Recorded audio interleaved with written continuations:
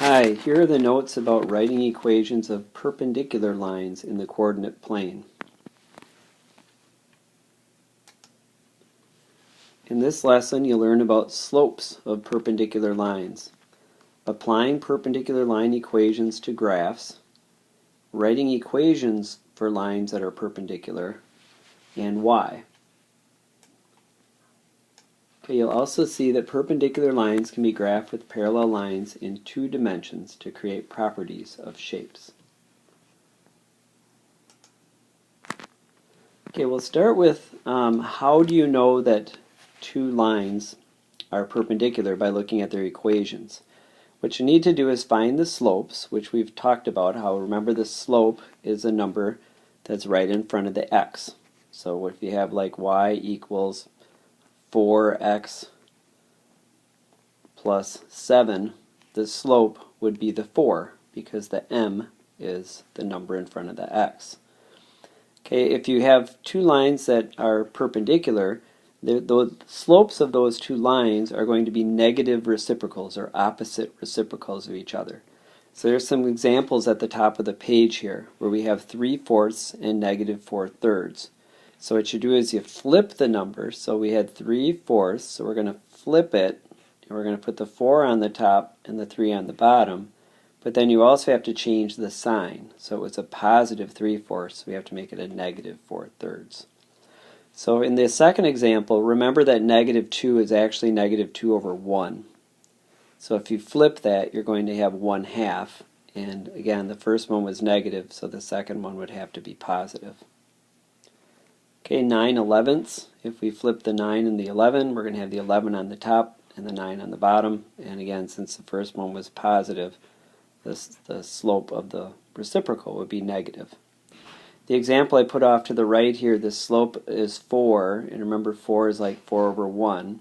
So if you had a line that was perpendicular to that line, we would flip it, that would make it 1/4, and we would change the sign. So it would be negative 1/4.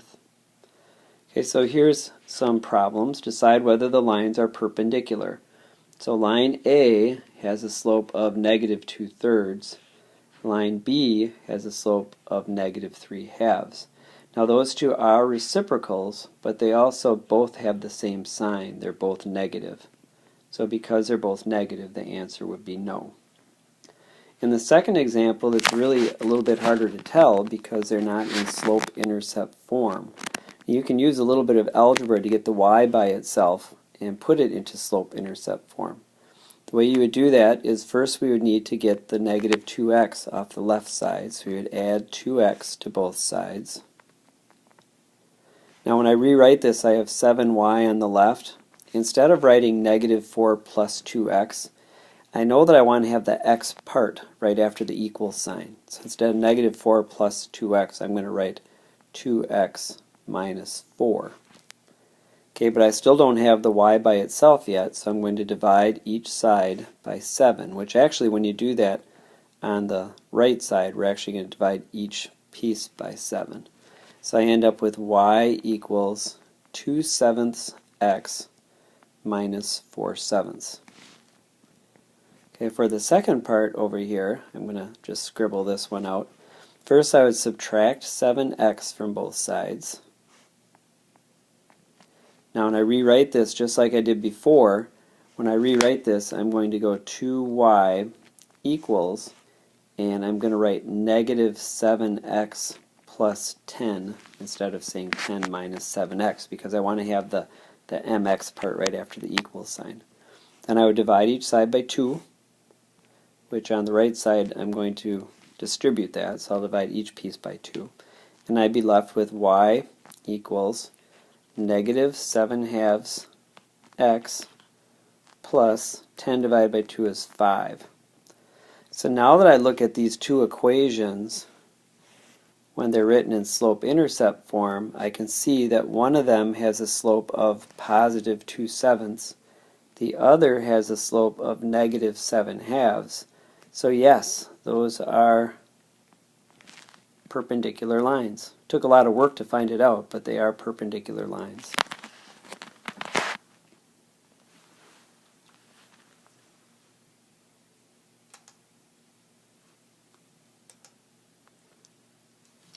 Decide whether line PQ and line RS are perpendicular. Now again, I could use this.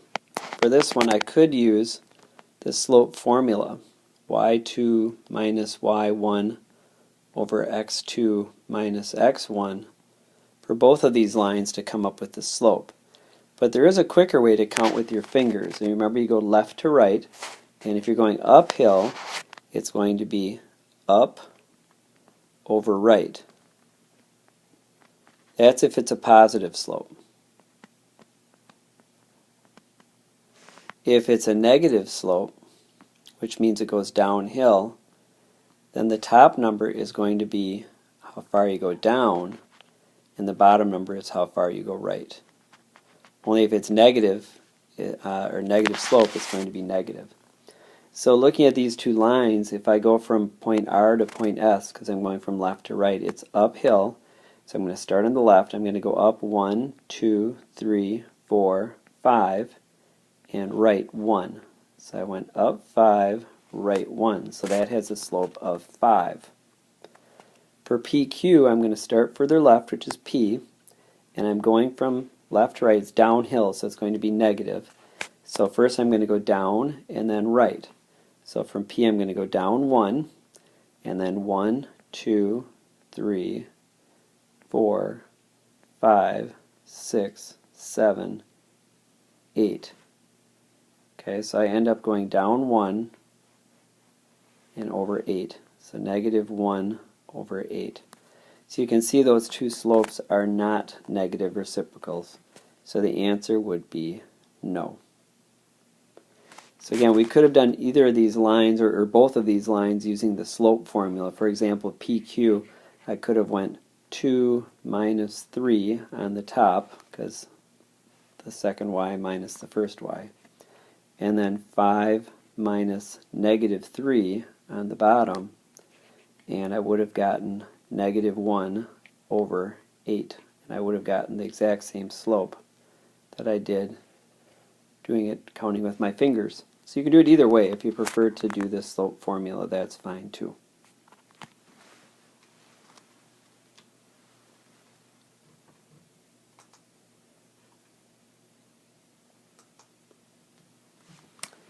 Here's another example. Line G has an equation of y equals 3x minus 2. Find the equation of the line H that passes through 3, 4 and is perpendicular to G. So what we're going to do on this problem is we're going to try and fill in the two blanks for the m and the b in the equation y equals mx plus b. Oops, excuse me on that. So we need to fill in these two blanks. Okay, the m and the b. Okay, the m we'll do first because that's a little bit easier. And so the m, what we're going to do, since this one is perpendicular to g, and the slope of g is 3, we're going to take 3 over 1 and flip it, which would make it 1/3, and change the sign. So the m is going to be negative 1/3. Okay, now here's the hard part, is coming up with the b. So if you remember how you do these, we made a separate equation, y equals mx plus b. And what we do is fill in the y, the m, and the x, with the x and the y coming from the point that was given. And all we'll be left with is b, and then we'll use algebra to solve for b. So the y we're going to use is 4. So remember, if the 3, 4, the 3 is the x and the 4 is the y, equals m is a slope, and we just said our slope is going to be negative 1/3, and the x is the 3 from our point, plus b. Okay, so now I'm going to multiply negative 1/3 times 3, and negative 1/3 times 3 is negative 1. So now I have 4 equals negative 1 plus b. So now if I want to get the b by itself, I'll add 1 to both sides, and I end up with 5 equals b. So my answer is going to be y equals negative 1/3 x plus 5.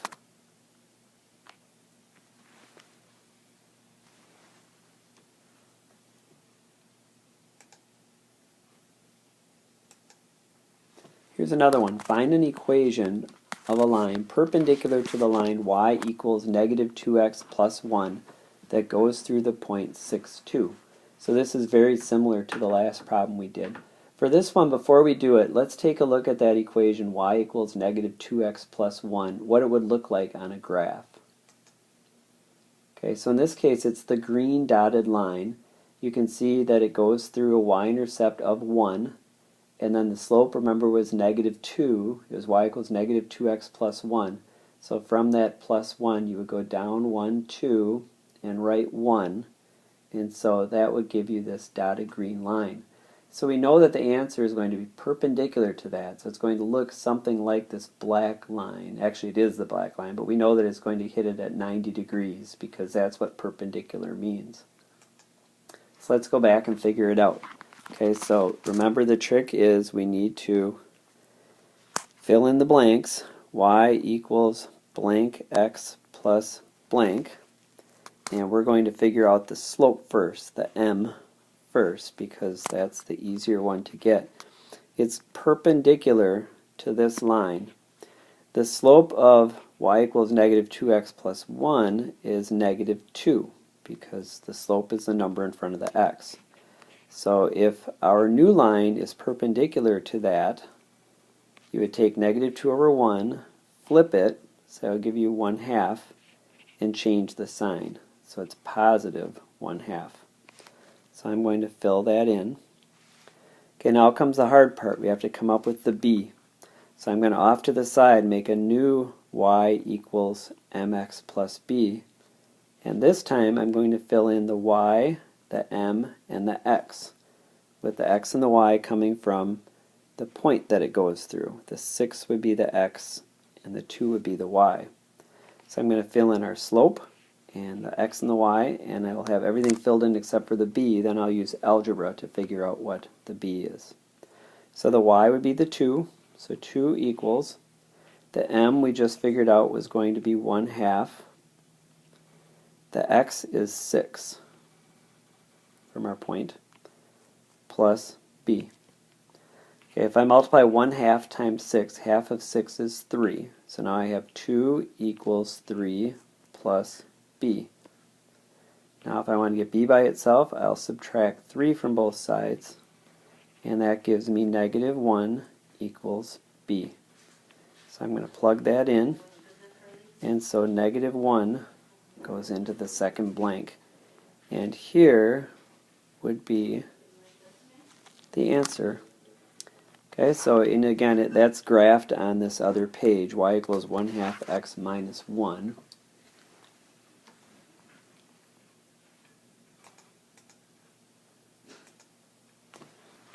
Okay, so here it is graphed again.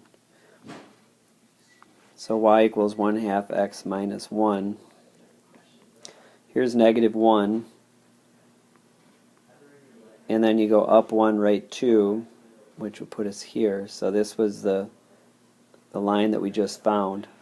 And I don't know if you remember, the original one was y equals negative 2x plus 1. And so that one had a dot at positive 1, and it was down 2, right 1. So that's where we got the green line. And you can see by looking at them that they look like they are 90 degrees, because that's what perpendicular means. Okay, so hopefully that helps. Let us know if you have any questions.